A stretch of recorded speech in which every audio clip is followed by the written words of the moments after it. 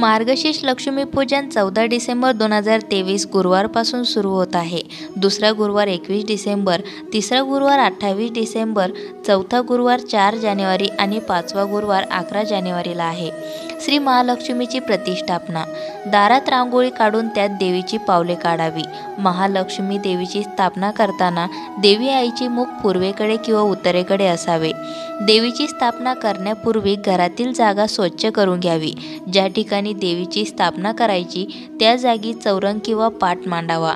त्याभोवती रांगोळी काढावी। थोडे गहू किंवा तांदूळ चौरंगाच्या मध्यभागी वर्तुळाकार पसरून ठेवावे। पितळाच्या किंवा चांदीचा स्वच्छ तांब्यात धुवून पाण्याने पूर्ण भरून घ्यावा। त्यात एक सुपारी, एक नाणं व दुर्वा घालाव्यात। 5 प्रकारच्या झाडांच्या 5 डहाळ्या किंवा 5 झाडांची प्रत्येकी 5 पाने कलशाच्या तोंडावर रचून त्यावर नारळाची शेंडी वर राहील अशा प्रकारे एक नारळ ठेवावा। हळद व कुंकवाची बोटे कलशाच्या बाहेरच्या बाजूने लावावीत। तांदूळ किंवा गहू पसरलेल्या चौरंगावर हा कलश नीट ठेवावा। श्री महालक्ष्मीचे चित्र कलशाला टेकवून ठेवावे।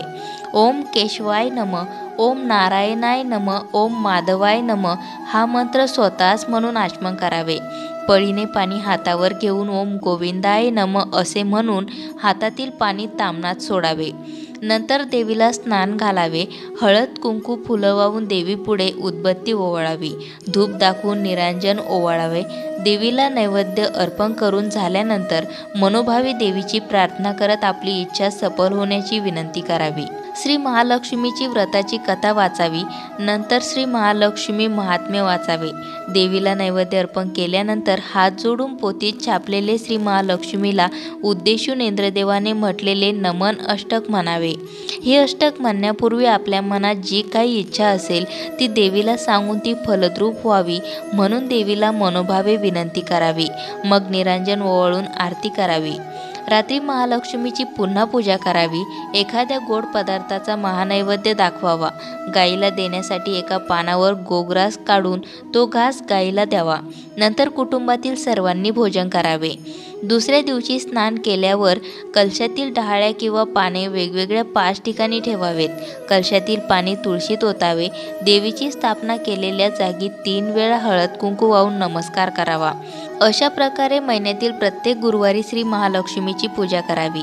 मार्गशीर्ष महिन्यातील पहिल्या गुरुवारपासून येणाऱ्या सर्व गुरुवारी हे व्रत करावे। शेवटच्या गुरुवारी या व्रताचे उद्यापन केले जाते।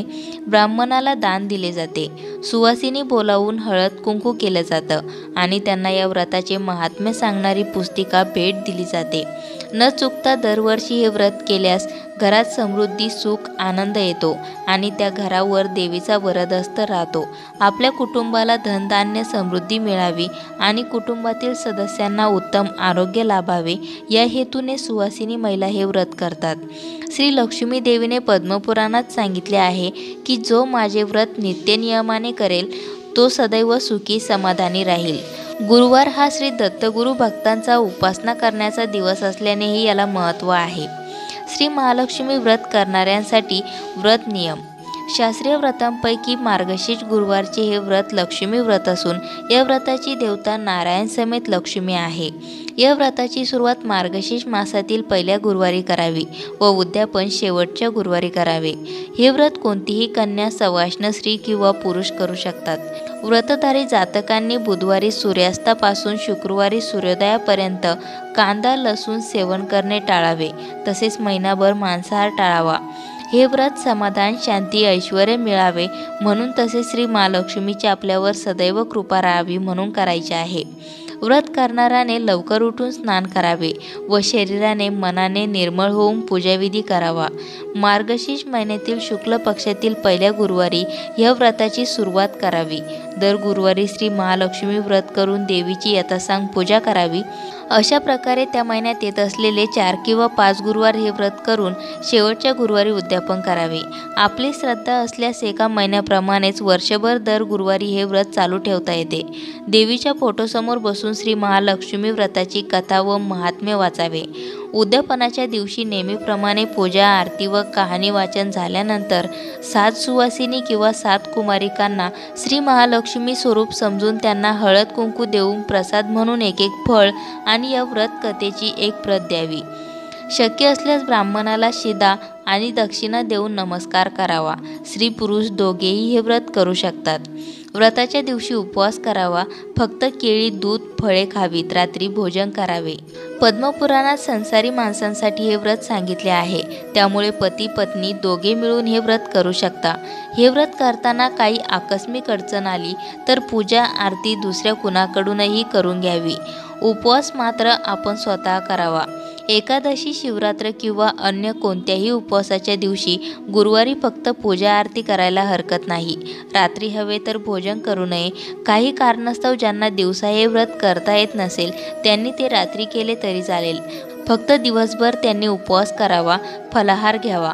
व्रत, पूजा व श्री महालक्ष्मी कथा ऐकण्यास कुटुंबियांना तसेच शेजारी पाजारी यांना बोलवावे।